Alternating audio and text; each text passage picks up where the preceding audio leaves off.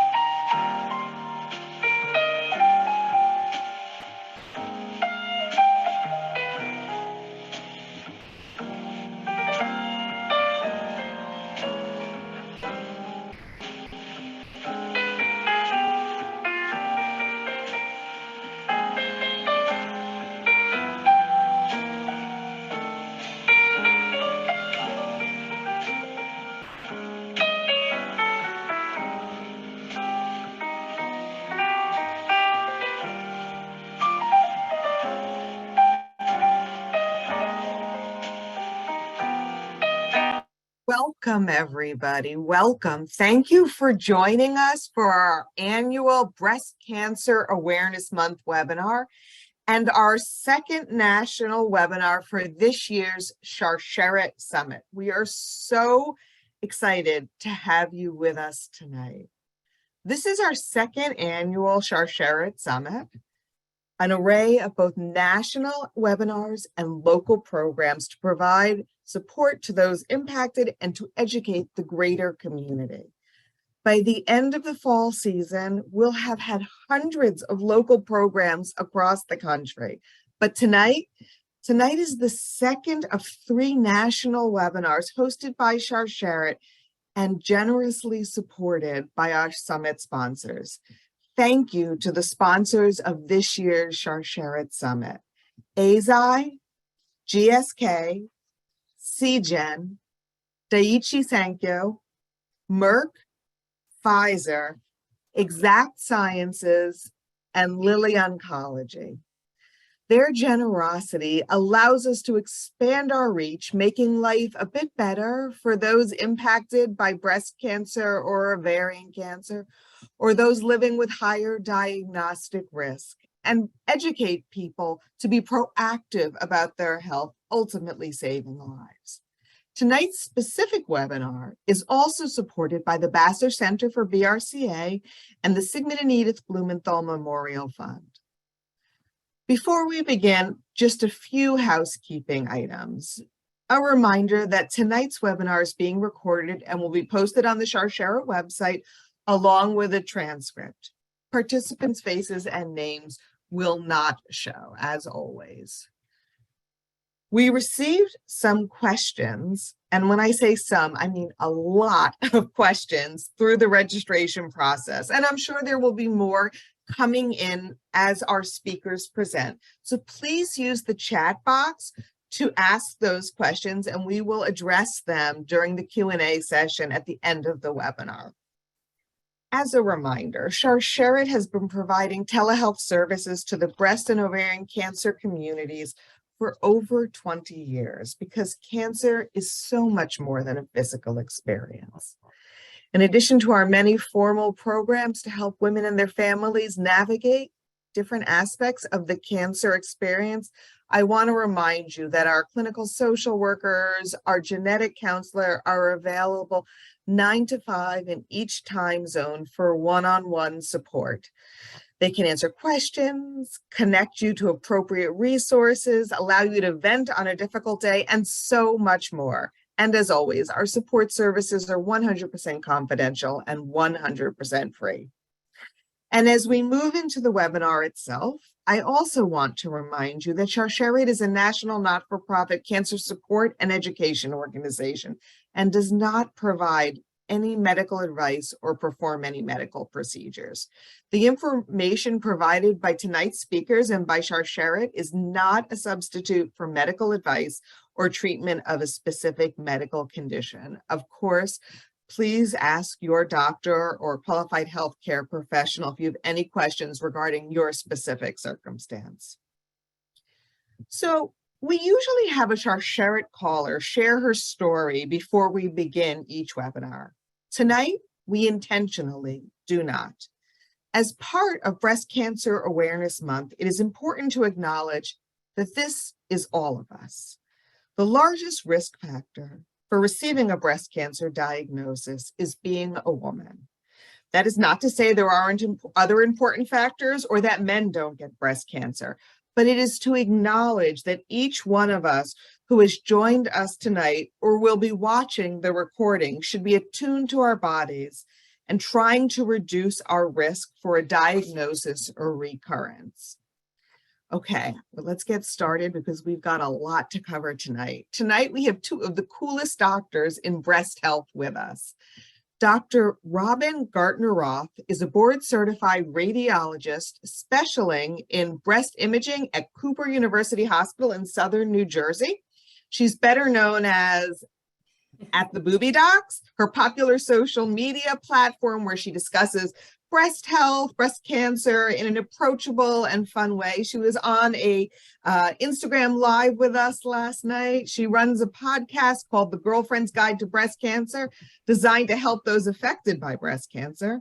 She's been featured on Good Day Philadelphia, The Today Show with Hoda and Jenna, and more. And she's actually launching a YouTube channel this fall. Dr. Catherine Pesch is a surgical oncologist specializing in breast cancer and breast surgery. She's the chief of the Division of Surgical Oncology and the director of the breast surgical program at North Shore University Health Systems in Chicago, as well as the clinical associate professor at the University of Chicago's Pritzker School of Medicine. Dr. Pesch went to Duke University as an undergrad and received her medical degree from Rush Medical College. She completed her general surgery internship and residency at Johns Hopkins in Baltimore and completed a breast surgical oncology fellowship at Memorial Sloan Kettering Cancer Center in New York City. So you see, we have the best of the best with us tonight.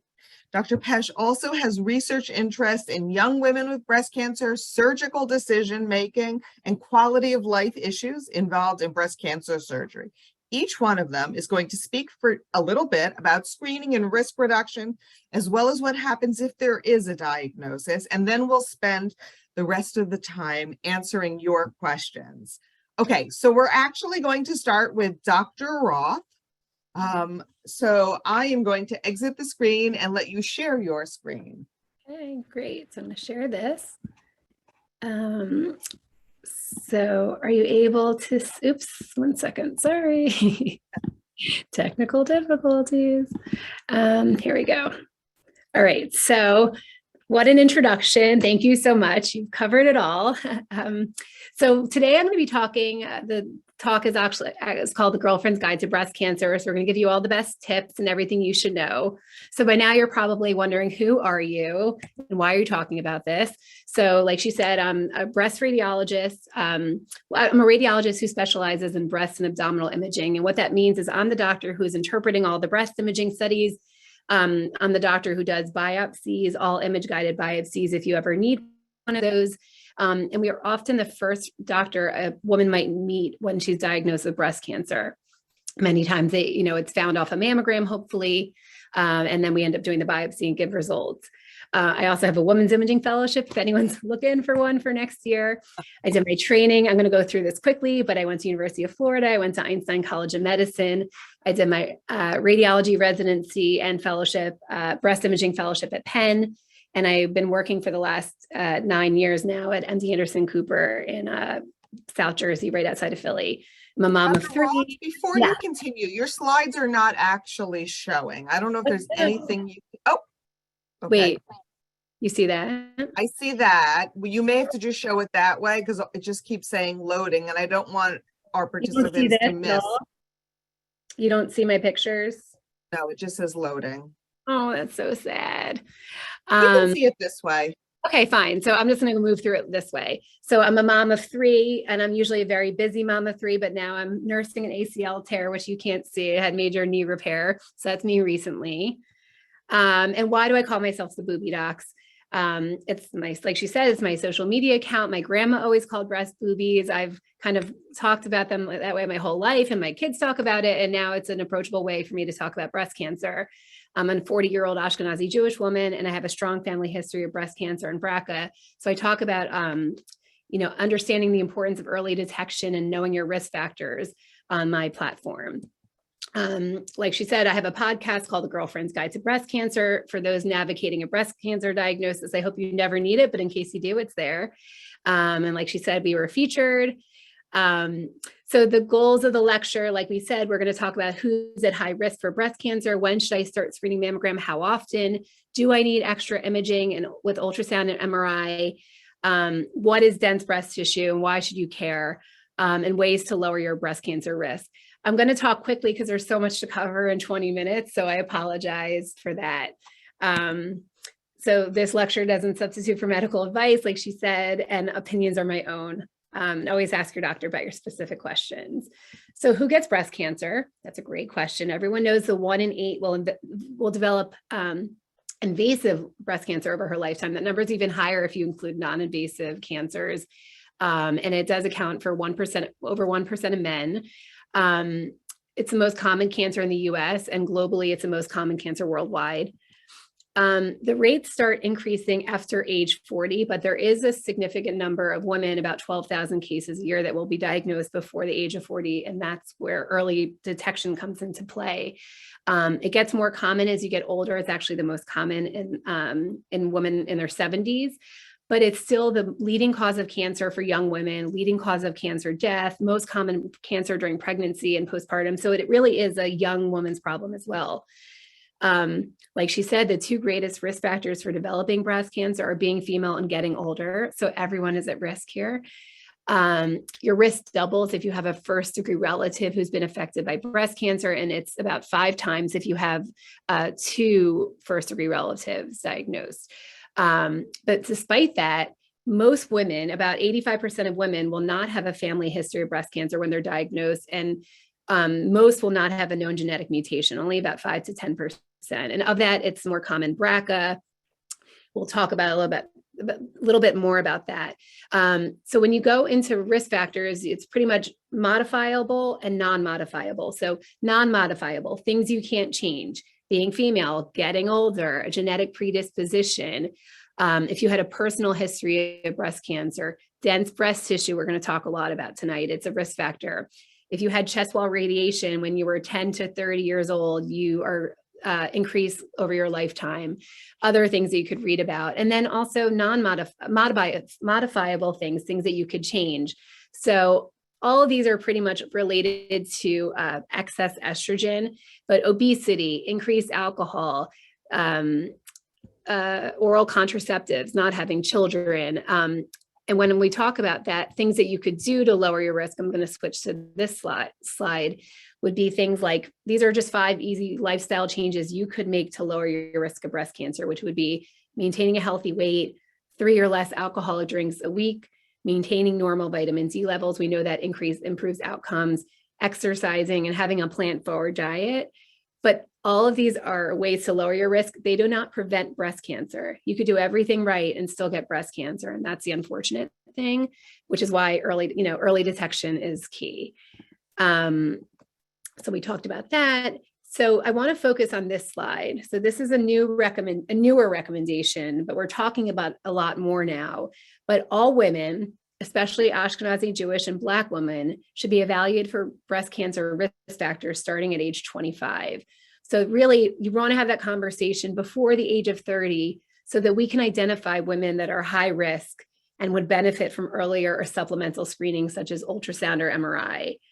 We're going to talk a little bit about that because the recommendation of starting at 40 is for average risk women. So there is a significant amount of women that should start earlier. And that's, I think that's an important takeaway from here.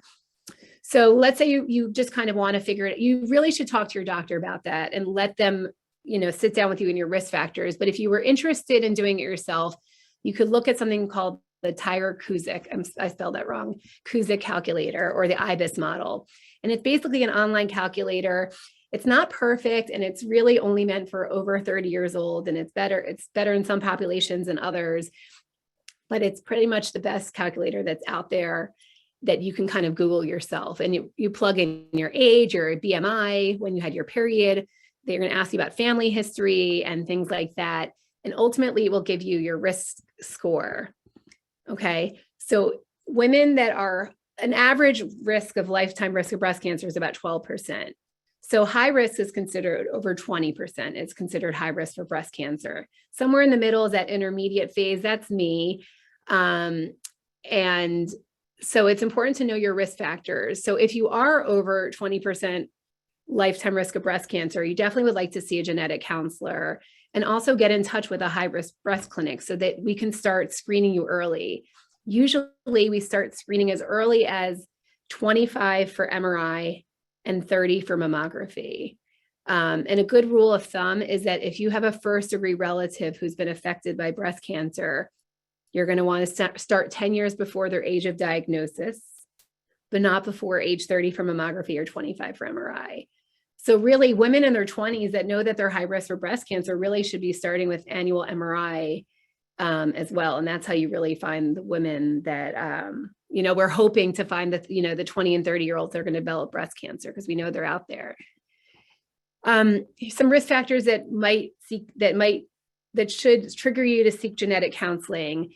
If you're diagnosed with breast cancer before the age of 50, multiple breast cancers, breast cancer in both breasts or a second breast cancer, triple negative breast cancer, Ashkenazi Jewish and diagnosed with breast cancer is a big one, and African American as well.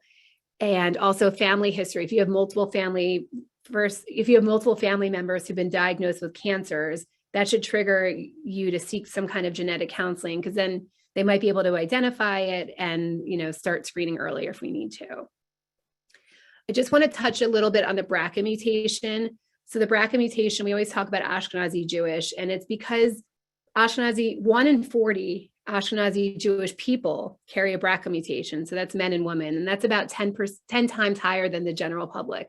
So general public's about 1 in 400. So that's why it's important. Black women are also more likely to carry the BRCA genetic mutation than white women, but they're less likely to receive genetic counseling. And that really adds to there's lots of disparities in breast cancer. Having a known BRCA mutation increases your risk of breast, ovarian, prostate, pancreatic cancer, and melanoma. There's tons of genes out there. I recently got genetically tested through JScreen, and I got 60 panel tests, and it was all negative, but I'm still intermediate risk. Like we said, most people do not have a known genetic cause. So how is breast cancer detected? Typically through mammogram. This is what it looks like. If you've never had one, we take 2 pictures of each breast. And it's the gold standard for breast cancer detection on a population level. It's the only screening test that we know that has lowered breast cancer mortalities. It's been around since the 70s. It's not perfect, but it's gotten better over time, especially since they instituted 3D mammography in 2011. It's pretty much widespread now, but you should make sure you're getting 3D imaging, especially if you have dense breast tissue, which we'll talk about. 3D mammography has been shown to decrease overlapping tissue, decrease our callback rate, and increase cancer detection. It's important to know that no imaging modality can replace mammography. So ultrasound, MRI, they're not substitute, they're in addition to. When should I start screening mammography and how often? So that's a great question. It's a really complicated one. Well, actually, I think it's not complicated because multiple societies agree that annual screening mammography starting at age 40 leads to the greatest mortality reduction and the most lives saved and the most years gained. So if that's your endpoint, then really starting at 40 every year should be for you. And we're going to talk about other things that exist out there a little bit. So all societies agree that starting routine annual screening mammography at age 40 in average risk women saves the most lives. And breast cancer is a really big deal for women in their 40s, right? We're big working members of society. We have young children. 1/3 of all years of life lost are from women diagnosed in their 40s. And early detection of breast cancer leads to a better prognosis.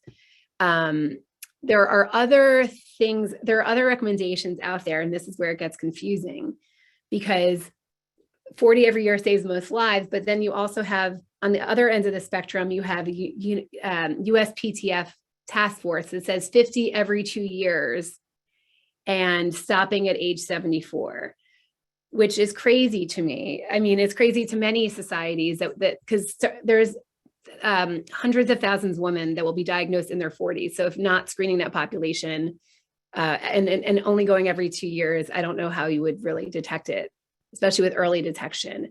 The reason that these societies give pushback is they say that the false positive exam results are greater if you begin at a younger age. So meaning you're more likely to get called back and have a biopsy that is not cancer because you have dense breast tissue, we don't have comparisons, and you're just going to get more mammograms over your lifetime. That's what they're saying.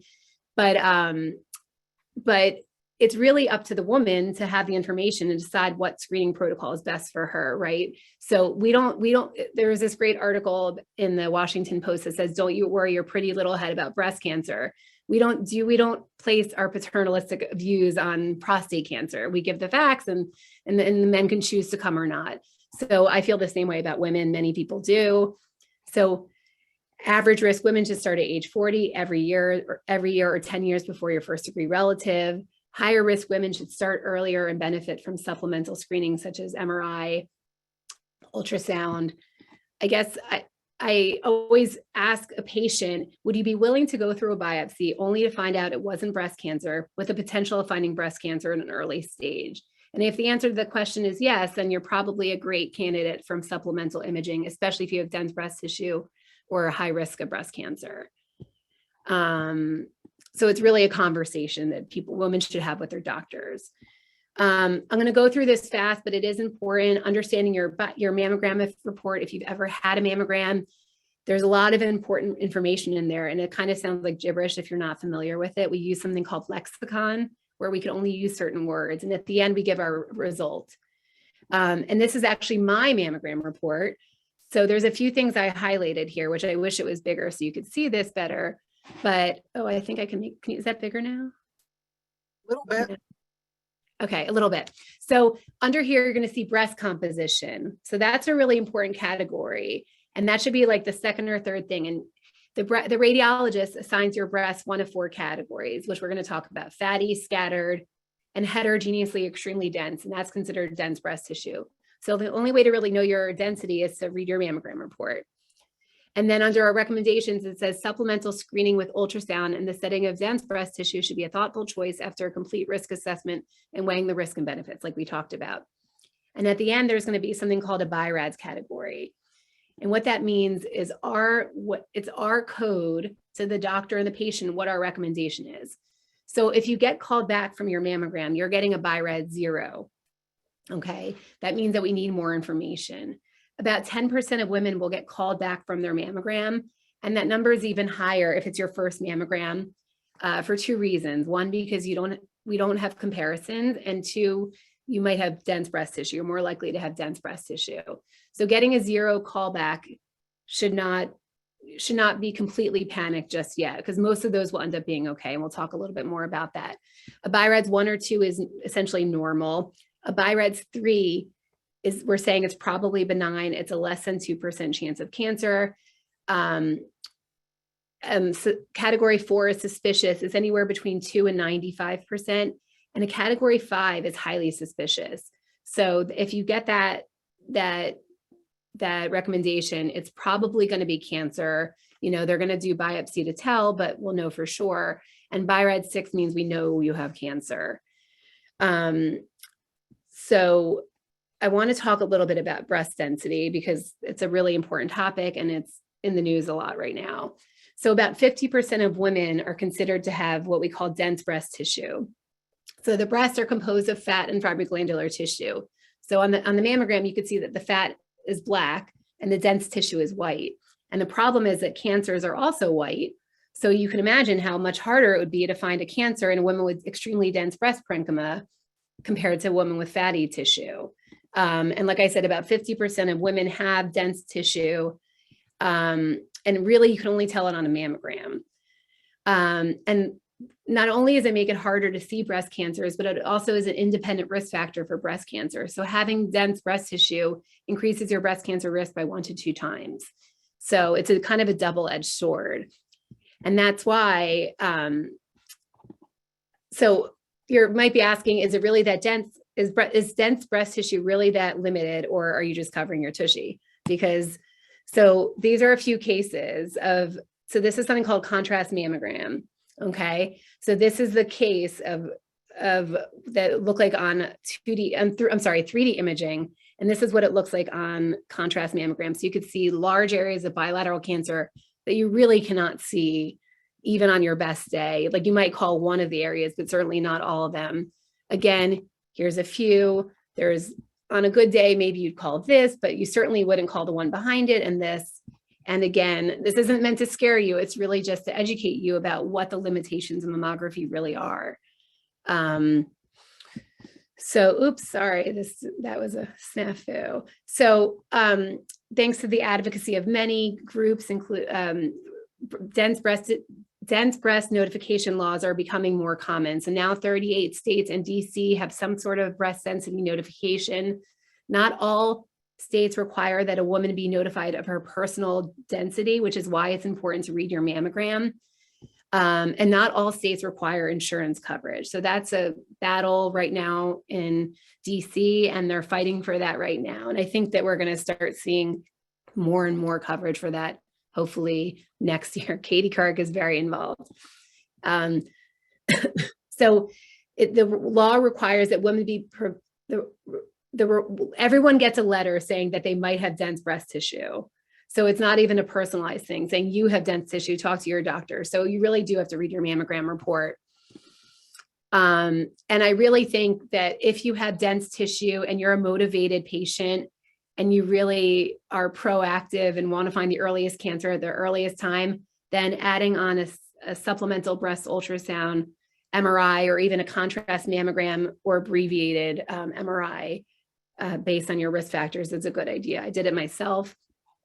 The drawback is that we might find something that warrants a biopsy that is not cancer, but I think most people that choose this would agree that it's worth knowing whether or not it's breast cancer and kind of moving on.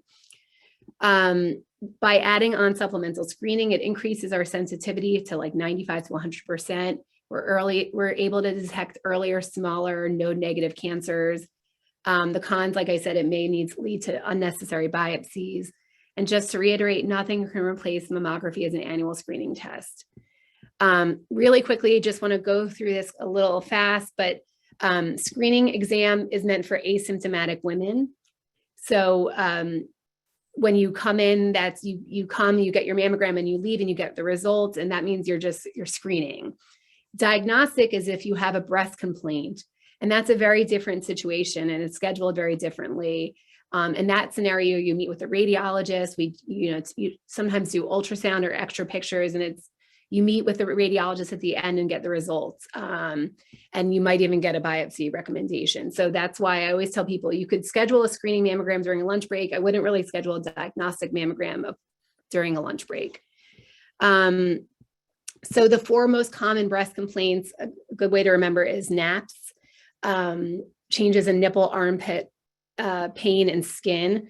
There's lots of great resources for the self breast exam, things that we're looking for, like lump. These are all from titcheck.org.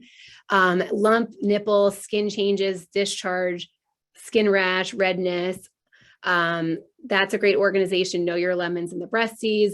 I really support the self breast exam, and even that's controversial for a bunch of reasons. Mammography is not perfect.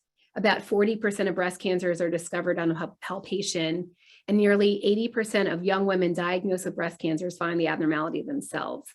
And again, about 5% of women are diagnosed before the age of 40, which is usually the screening recommendation that we're talking about. A lot of 30-year-olds are not getting screened. It should be. So my take-home point is it's very important for women to be aware of how their breasts look and feel normally. I like to say feel it on the first because it's easy to remember. And there's lots of great resources. I post about it every first of the month to remind people.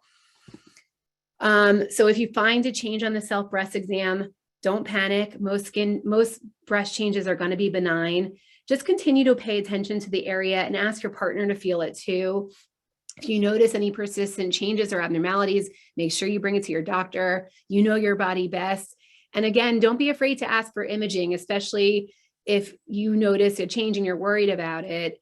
We could usually tell in imaging whether it's benign or warrants some kind of biopsy. We start with ultrasound under age 30, and over 30, we go for a mammogram and ultrasound. I think I've covered it all as much as I can in 25 minutes or less. Definitely follow me, and yeah, for more of the breast information. Thank you very much. We asked you to do a lot in a very short period of time, but I know there are questions. I've watched some come in. I've taken note of them. We're going to listen to Dr. Pesh for a few minutes also, and then we'll get to some questions and get back to some of the things you didn't have enough time to talk about. So if you could unshare your slides. Oops. Perfect. And welcome to Dr. Pesh, who is going to share her slides now. Hi, everybody. All right. How's that? Good? Perfect.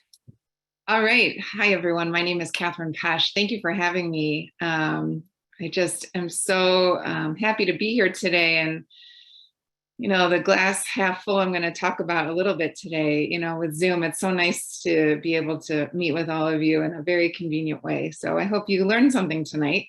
I am a breast surgical oncologist, so I'm a surgeon. That's what I love to do. And I only do breast. So I don't operate on any other part of the body. This is all the only thing I spend my time doing. And I feel there's no better job in the world. It's the most rewarding aspect in medicine I think I could have gone into. So it's a pleasure to be with you all today. I'm going to be talking about breast cancer today.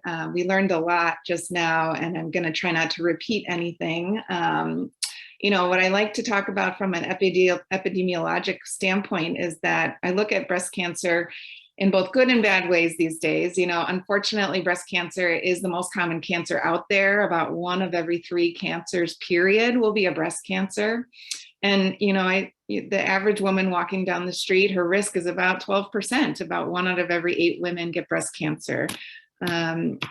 But to look at things in a glass half full way, early stage breast cancer has survival rates of greater than 95%. And that is unique. You know, of all my surgical oncology colleagues, I went into this field because of this statistic, because I really feel like I can help women. And, you know, overall, that is what I strive to do every day by providing care for breast cancer patients. Our treatments are improving. The research behind breast cancer is tremendous. Our awareness in the United States is tremendous. And because of that, even in the 11 years that I've been in practice, I have been amazed at how treatment has changed for the good. In addition, more than 70% of people who develop cancer will live for at least more than 5 years after their diagnosis. As we just talked about, one of the biggest misnomers, or I would say miscommunication out there, is a lot of women think they can't get breast cancer if it doesn't run in their families. And just like Dr. Roth said, that's actually just not true. You know, only about 10% of all breast cancer is hereditary or genetic. The vast majority come in and there's really no breast cancer in their family, and they're shocked by that, you know, but that actually is the norm. When we look at risk factors, once again, just to go over the high points, you know, as you get older, your risk for breast cancer does go up. Family history, if you have a first-degree relative or breast cancer happens in the family at a young age, those are our 2 big talking points when I hear about a woman's family history. If a woman has a history of any kind of benign disease, which includes atypical hyperplasia or just some abnormal cells that were seen on a biopsy, that increases their risk. We talked about breast density. As your breast density goes up, your risk also goes up. If you hit menopause at a relatively early age, you know, that also increases your risk. Postmenopausal obesity increases risk, alcohol consumption, as well as long-term hormonal therapy use.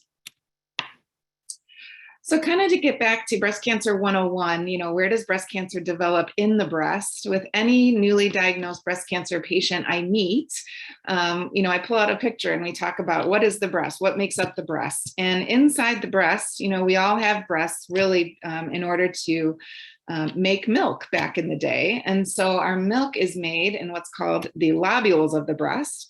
The milk travels down what's called the ducts or the tubes of the breast to get to the nipple.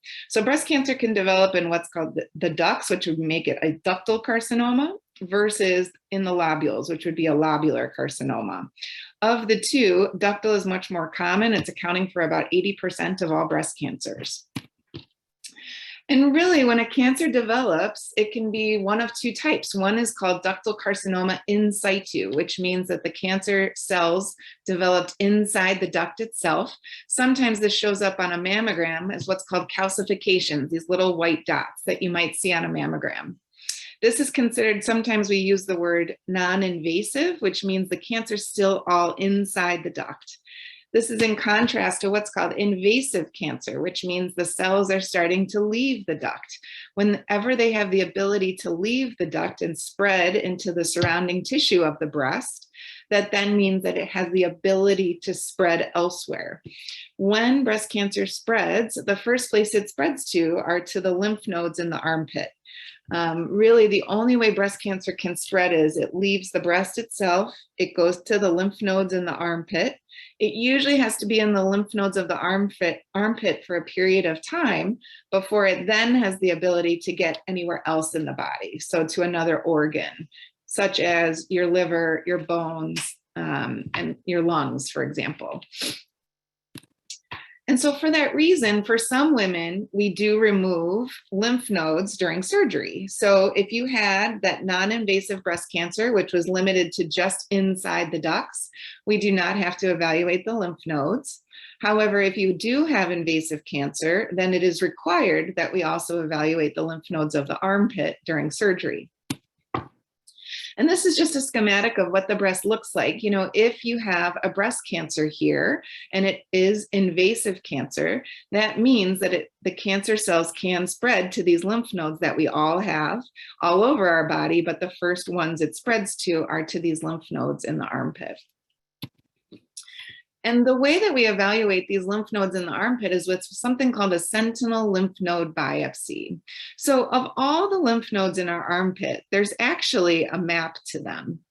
And if you can envision these first couple lymph nodes that the cancer cells could spread to, they are called the sentinel nodes. Sentinel is basically a word we use to describe what's called the gatekeeper, or the first lymph nodes that if cancer were to spread, those are the ones it would spread to first. We evaluate these lymph nodes during surgery, and if there's no cancer there, then we know there's no cancer in any of the other lymph nodes. If there is cancer there, we know that it's possible there could be cancer in some of the remaining lymph nodes. And so the way that we do this during surgery is, here's your breast, here's the lymph nodes, this is your pec muscle. In men, their pec muscles are much more obvious, but in women, our pec muscle sits in front of, our breast sits in front of the pectoralis muscle. And so these lymph nodes are actually just lateral or to the side of the breast and towards the side of your pec muscle here. And I just put a circle here around the first sentinel lymph nodes. When we're trying to figure out which lymph node is the sentinel lymph node, we inject this material into the breast, which then travels to these lymph nodes, and the ones that change color we know are the very first ones in the chain. So that was talking about the lymph nodes, but to get back to the breast itself, there's really two options that every woman has. There's what's called a mastectomy versus a lumpectomy. Mastectomy means you remove the whole breast and we do reconstruction at the same time. Or a lumpectomy means you just remove the portion of the breast with the cancer. So focus first on a mastectomy. There are some options. You can have a mastectomy without reconstruction, which means the breast then will be totally flat after surgery. Or you can do a mastectomy with reconstruction where you remove the entire breast, and there's different options. You can do put in an implant. First, sometimes we put in a little spacer. It's called a tissue expander, which then gets replaced with an implant. Or you can use your own tissue. So some women do what's called a tram flap reconstruction. Another type is called a deep flap reconstruction, where you take tissue from the belly and you essentially the fat tissue of the belly, and you rotate it up and you fill the space with that tissue.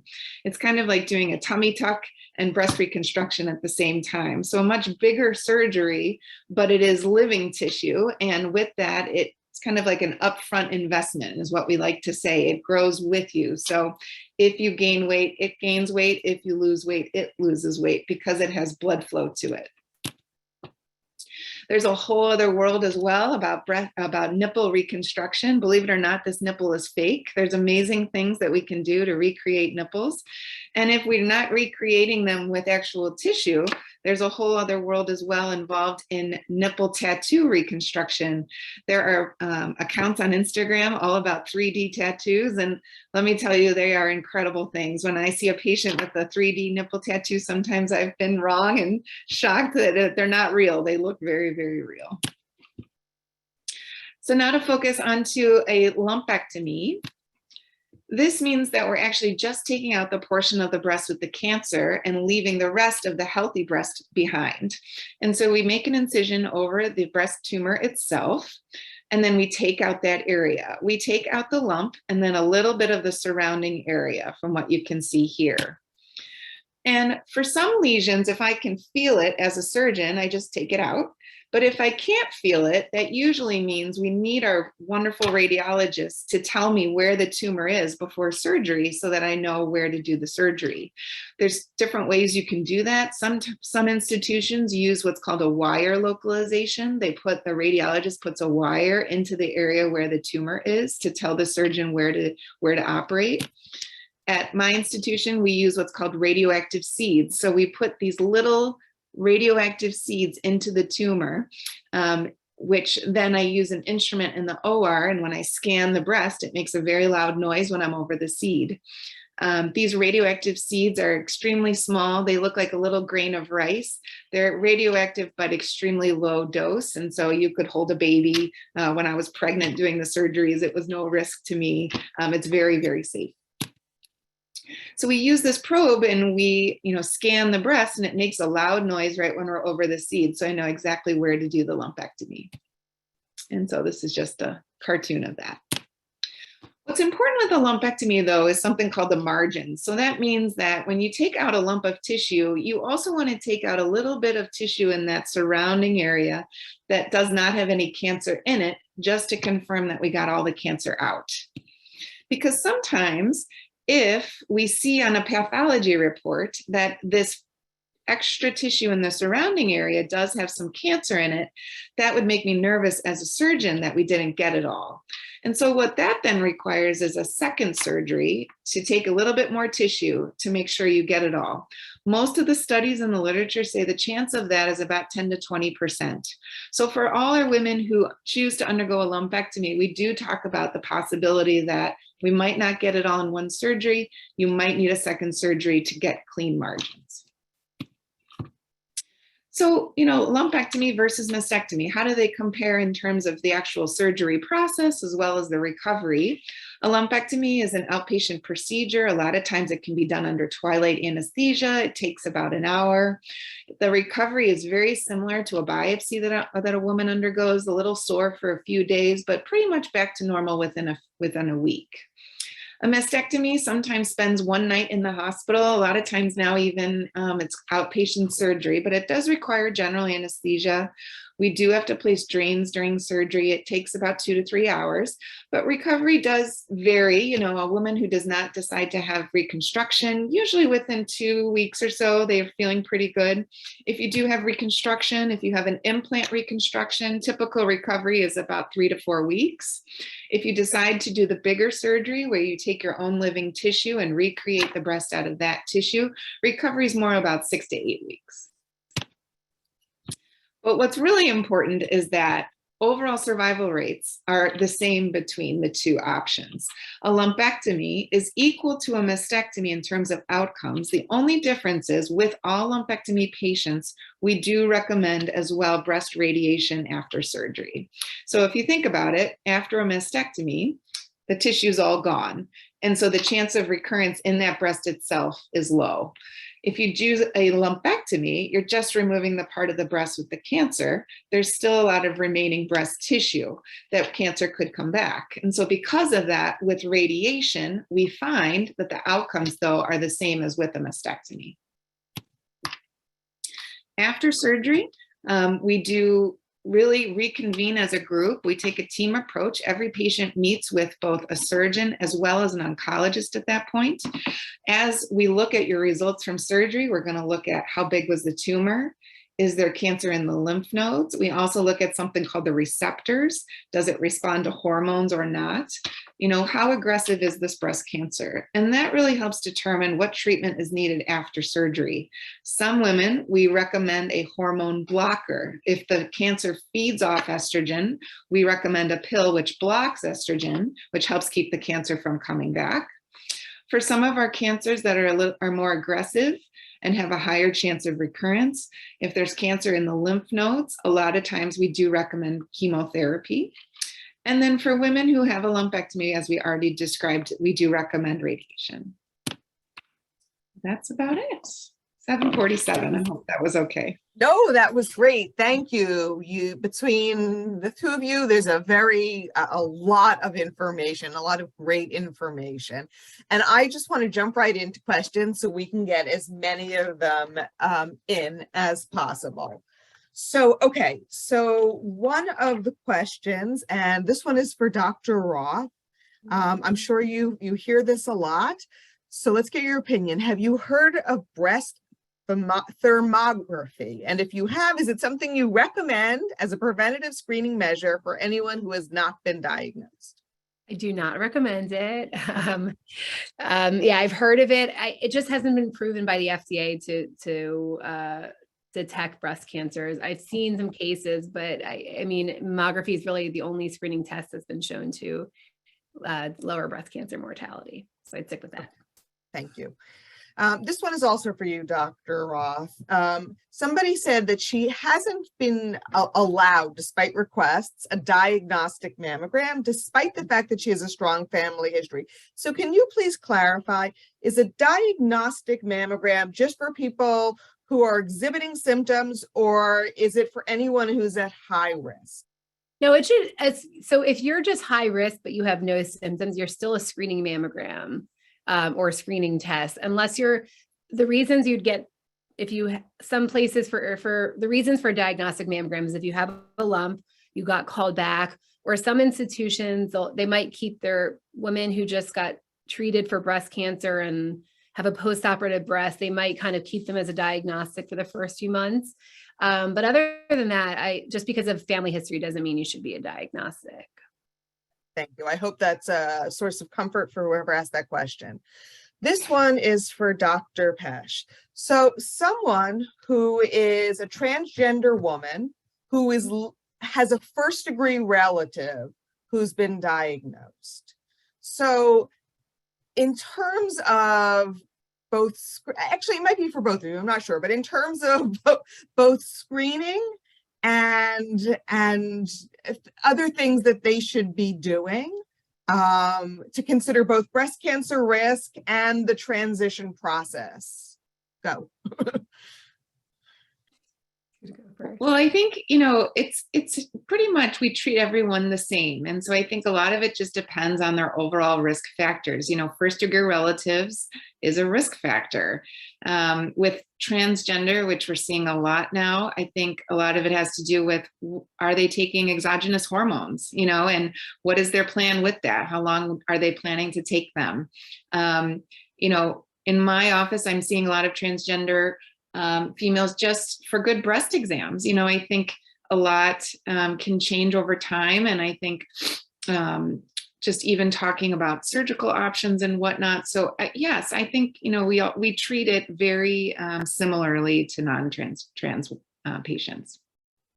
Yeah, and I think that I think if you're on 5 years of hormones, I think that's like when you start screening, like a screening mammogram. I have to look that up, but I do have something on that on Instagram that I'm trying to find back.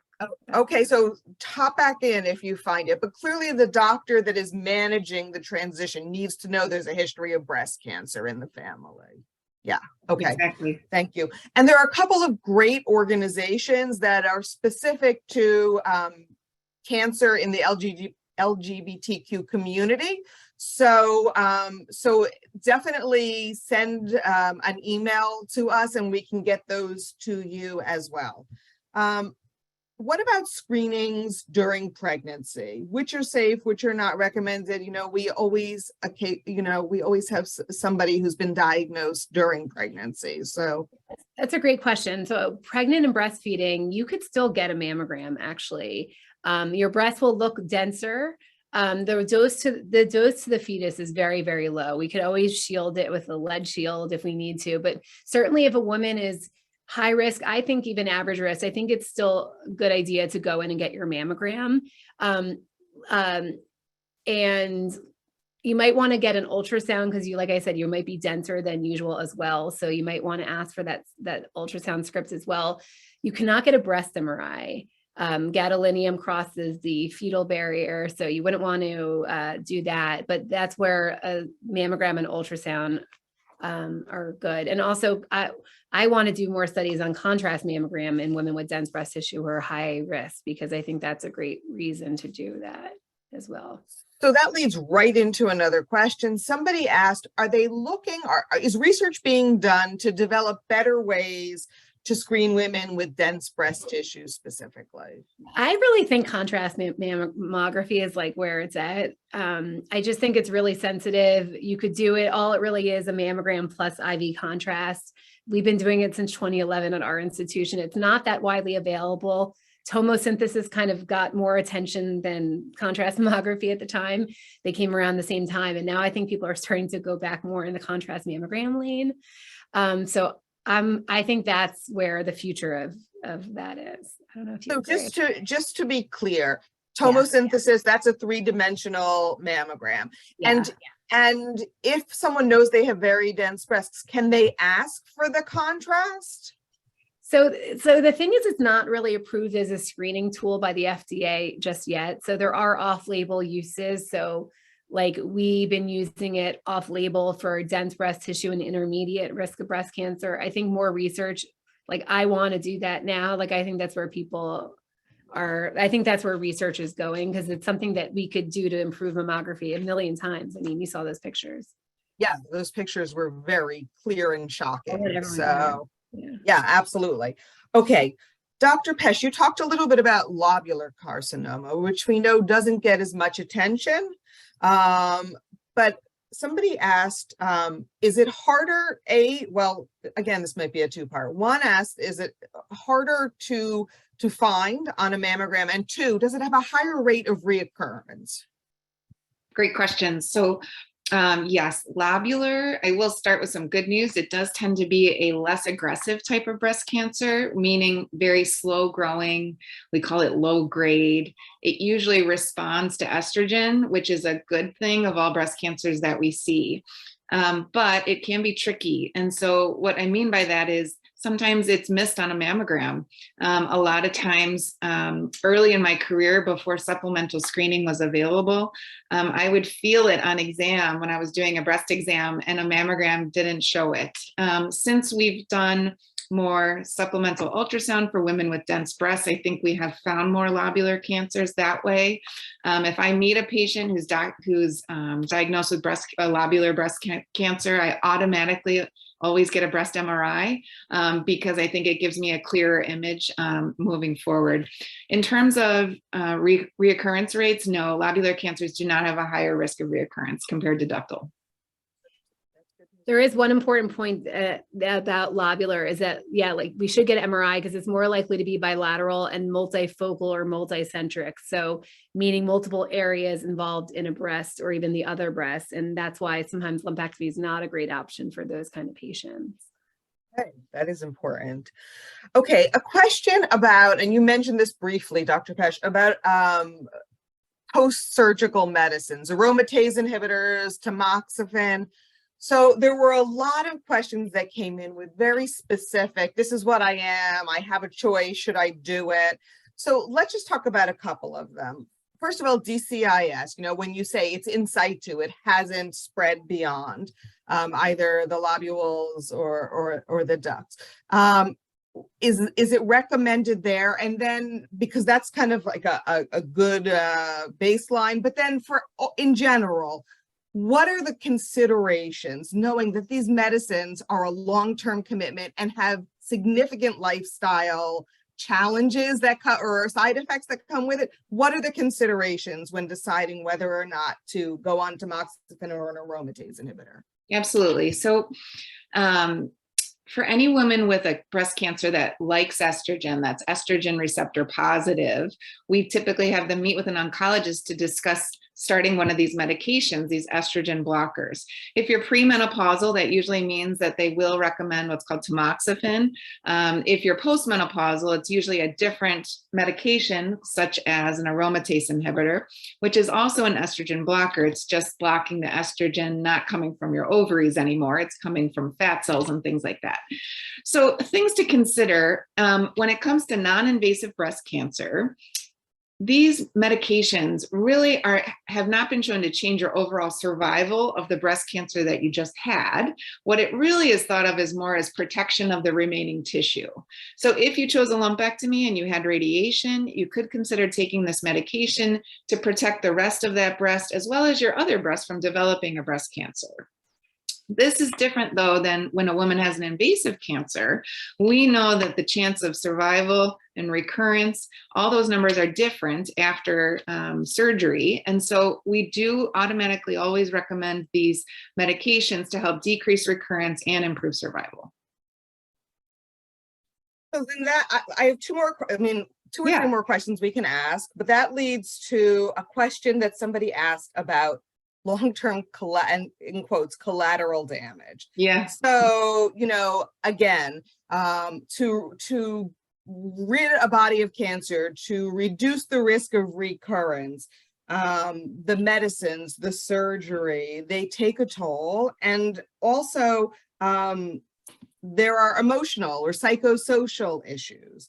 And the same goes true for screening and genetic mutations and things like that.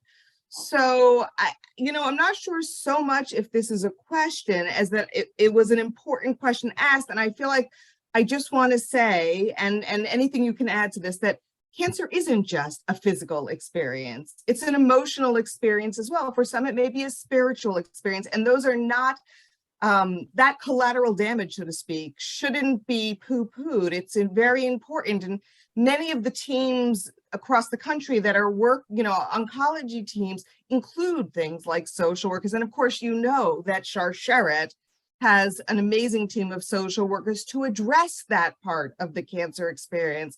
But I'd love to hear, if you have anything to add to that. I couldn't agree more with everything you just said. It is a constant challenge for women to take these medications. I saw 30 patients today in clinic, and I probably heard about difficulties with these medications, at least from 12 of them, because they're not easy. Some women, no big deal, no problem at all. They don't notice any side effects.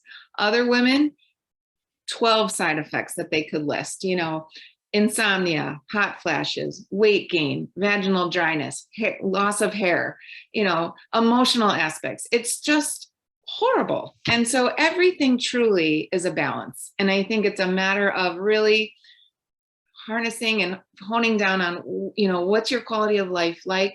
What is the what's the benefit versus the risk, your overall quality of life, and what, we don't want you living miserably. What is your actual cancer risk? Is the benefit really worth living through all of that for 5 years? And I think it's a very important and long discussion that has to happen with your medical team. Thank you.